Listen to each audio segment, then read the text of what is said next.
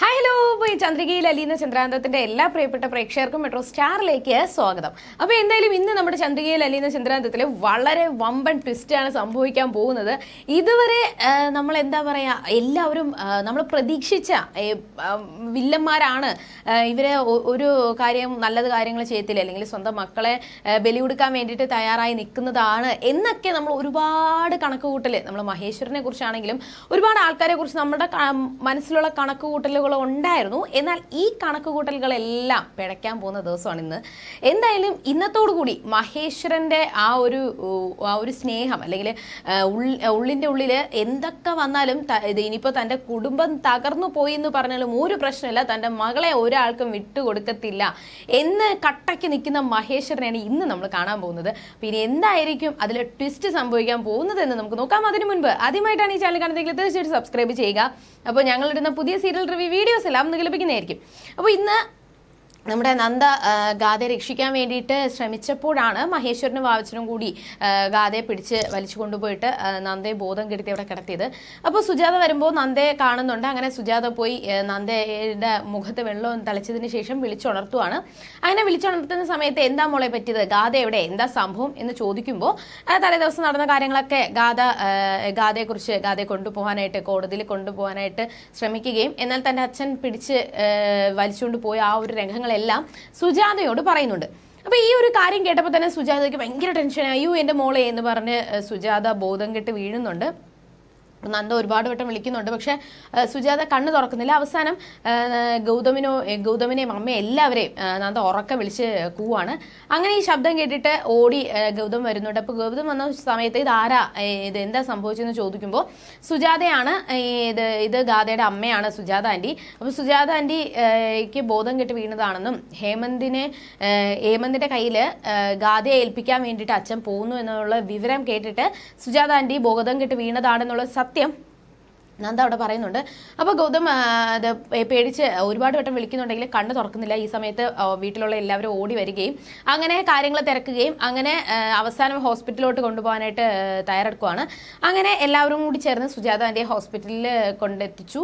പക്ഷേ ഗാഥ എന്തായാലും ഇനിയിപ്പോൾ എന്ത് ചെയ്യും, ഗാഥ ഇനിയിപ്പം തിരിച്ചു കൊണ്ടുവരണ്ടേ, എന്താ സംഭവിച്ചത് എന്നൊക്കെ ഗൗതം ചോദിക്കുന്നുണ്ട്. അപ്പോൾ നന്ദ പറഞ്ഞത് ഒരിക്കലും ഗാഥയ്ക്ക് ഹേമന്തിൻ്റെ അടുത്ത് പോകുന്നത് ഇഷ്ടമല്ല, തൻ്റെ അമ്മ ഗാഥയുടെ അമ്മയ്ക്കും ആ ഒരു കാര്യം ഇഷ്ടമല്ല.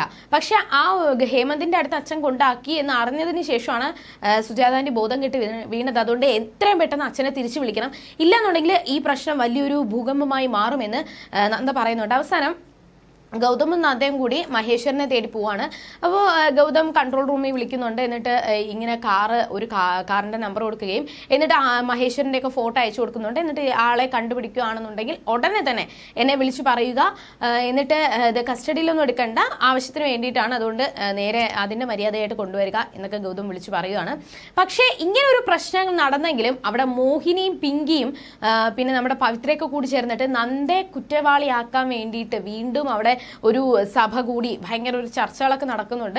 കാരണം ലക്ഷ്മി ഇതിനെ ആലോചിച്ച് ഭയങ്കര സങ്കടത്തിൽ എന്താ സംഭവിച്ചത്, എന്തായാലും മഹേശ്വരേട്ടൻ എവിടെ പോയി, എന്നോട് പറയാതെ എവിടെ പോയി എന്ന് എനിക്ക് അറിയത്തില്ല എന്നൊക്കെ പറയുമ്പോഴാണ് അവിടെ മോഹിനി പറയുന്നത്, എന്നാൽ ഏട്ടൻ പറയാതെയാണോ പോയത്, ഇത്രയും വെളുപ്പിനെ എന്തിനാ ഗാഥയും കൊണ്ട് പോയത് എന്നൊക്കെയുള്ള കാര്യങ്ങൾ അവിടെ സംസാരിക്കുന്നുണ്ട്.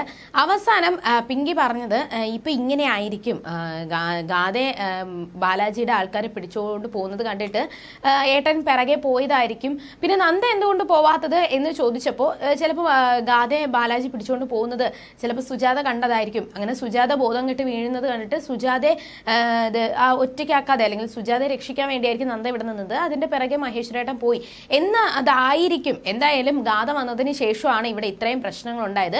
നന്ദ ഗാഥയെ കൊണ്ടുവന്നിട്ട് ആ ഒരു പ്രശ്നങ്ങൾ ഭയങ്കര പൊട്ടിത്തെറികളും സംഭവങ്ങളും ഉണ്ടായി. അതിന്റെ പിറകെ ഹേമന്ത് വന്നു, അതിന്റെ പിന്നാലെ വലിയ പ്രശ്നങ്ങളായി. ഇപ്പോൾ സുജാതയും വന്നു. ഇനി ഇത് എവിടെ പോയി അവസാനിക്കാനാണ് എന്നൊക്കെ പറഞ്ഞ് അവിടെ ചെറിയ തർക്കങ്ങളൊക്കെ നടക്കുന്നുണ്ട്. എന്തായാലും ഈ ഒരു പ്രശ്നങ്ങളൊക്കെ ഇങ്ങനെ നിൽക്കുന്ന സമയത്ത് അവിടെ ബാലാജി മഹേശ്വരനെ വിളിച്ചുകൊണ്ടിരിക്കുകയാണ്. കാരണം ബാലാജിയും കൂട്ടാളികളെ കൂടി അവിടെ കോടതിയിൽ എത്തിയിട്ടുണ്ട്. അപ്പം ഗാഥ വരത്തില്ല എന്നുള്ള ഒരു ഉറപ്പോടു കൂടിയാണ് മഹേശ്വരനെ വിളിക്കുന്നത്. അപ്പോൾ മഹേശ്വരൻ പറയുവാണ്, ഞങ്ങൾ ഓൺ ദ വേ ആണ്, ഞങ്ങളിപ്പോൾ എത്താറായി, എയർപോർട്ടിൽ എത്താറായി എന്ന് പറയുകയാണ്. അപ്പോൾ അവസാനം അങ്ങനെ മഹേശ്വരനും ഗാഥയും കൂടി പോകുന്ന വഴിക്ക് ചെക്കിങ് കണ്ടു. അപ്പോൾ ഉടനെ തന്നെ മഹേശ്വരൻ ബാലാജി വിളിച്ചു പറഞ്ഞു, ഇവിടെ ചെക്കിങ് ഉണ്ട്, അപ്പോൾ ഞാൻ ഇനി എന്ത് ചെയ്യണം? അപ്പോൾ ബാലാജി പറഞ്ഞു, അത് നിങ്ങൾ നോക്കേണ്ട ആവശ്യമില്ല, നിങ്ങൾ സ്ട്രെയിറ്റ് വെക്കോ. പക്ഷേ നന്ദയെ ഞാൻ ബോധം കെടുത്തിയിട്ടിട്ടാണ് വന്നത്. അപ്പോൾ ഉറപ്പായിട്ടും നന്ദ ബോധം എണീറ്റിട്ടുണ്ടെന്നുണ്ടെങ്കിൽ ഉറപ്പായിട്ടും നന്ദ ഈ കാര്യങ്ങളെല്ലാം ഗൗതമിനെ അറിയിച്ചു കാണും. അപ്പോൾ ഗൗതം അറിഞ്ഞിട്ടുണ്ടെന്നുണ്ടെങ്കിൽ ഗൗതമായിട്ടായിരിക്കും ഈ ചെക്കിങ് ഏർപ്പാടാക്കിയത്. ഞങ്ങളെയാണ് തിരയുന്നുണ്ടെങ്കിൽ അവരുടെ കൺമുന്നിൽ ചെന്ന് പെട്ടുകഴിഞ്ഞാൽ ഉറപ്പായിട്ടും നമ്മളെ പിന്നെ കൊണ്ടുപോകും, അത് വലിയ പ്രശ്നമാവും. അതുകൊണ്ട് ഇനി എന്ത് ചെയ്യാൻ, ഒരു കാര്യം ചെയ്യാം, ഞാൻ വേറെ വഴി കൂടെ ചുറ്റി കറങ്ങി വരാം, പക്ഷെ കുറച്ച് ലേറ്റ് ആവുമെന്ന് ഹേമന്തിനോട് പറഞ്ഞേക്ക് എന്ന് ബാലാജിയോട് പറയുകയും ബാലാജി വിളിച്ച് പറയാമെന്ന് പറയുന്നുണ്ട്. അങ്ങനെ ബാലാജി കോടതിയിൽ ജഡ്ജും എല്ലാവരും വന്നു. അങ്ങനെ ബാലാജി ആ ഒരു കൂട്ടിനകത്ത് കയറ്റി നിർത്തിയിട്ടുണ്ട്. അവസാനം സാക്ഷികളെയൊക്കെ വിളിച്ചു. എല്ലാം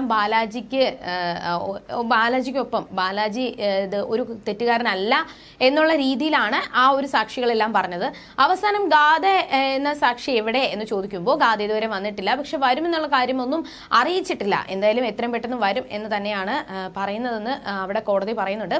അപ്പൊ ഈ സമയത്ത് കോടതിയിൽ ജഡ്ജി പറഞ്ഞു, ഒരു കാര്യം ചെയ്യ്, അവർക്ക് വക്കീൽ നോട്ടീസ് അയക്കുക, എന്നിട്ട് അടുത്ത ഹിയറിംഗിൽ ഇവിടെ ഹാജരാകാൻ പറഞ്ഞേക്ക് എന്ന് വക്കീലിനോട് ജഡ്ജി പറയുന്നുണ്ട്.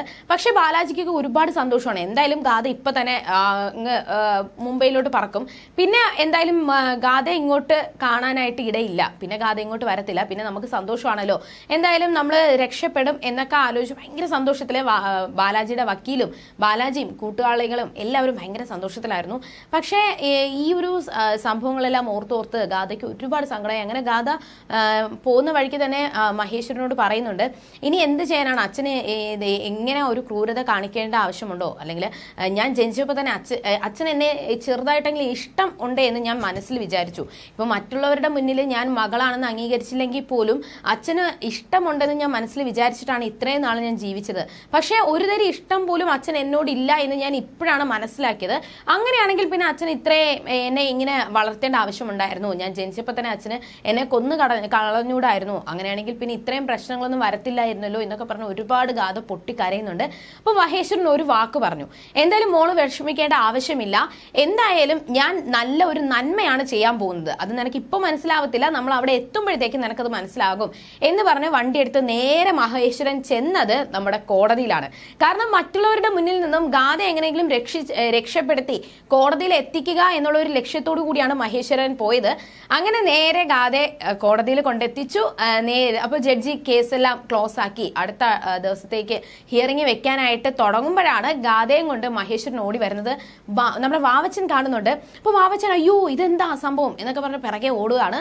അങ്ങനെ അവസാനം ജഡ്ജിയുടെ മുന്നിലെത്തി. എന്നിട്ട് ഗാഥ എന്ന് പറയുന്ന സാക്ഷി ഹാജരായിട്ടുണ്ടെന്ന് പറയുകയും ഇത് കണ്ടിട്ട് ഭയങ്കര അത്ഭുതത്തോടു കൂടി നമ്മൾ ബാലാജിയും കൂട്ടാളികളും നോക്കി നിൽക്കുന്ന അവിടെ വെച്ചാണ് ഇന്നത്തെ കഥ അവസാനിക്കുന്നത്.